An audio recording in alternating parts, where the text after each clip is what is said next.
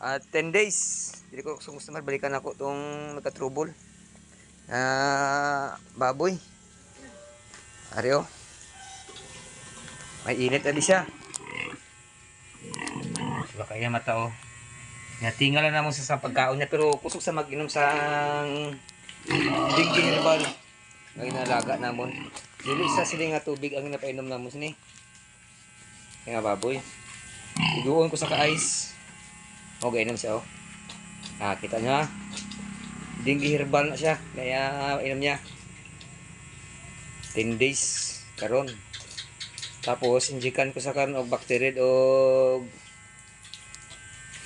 tong power ko nga kuan nga oil.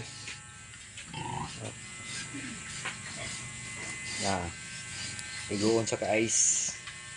Ara so mga kababoy to. Hindi na kayo violet yung color. Katong 4 to 7 days grabe ka violet ni. Nag-bleeding na ning dugo sa agi sa injection.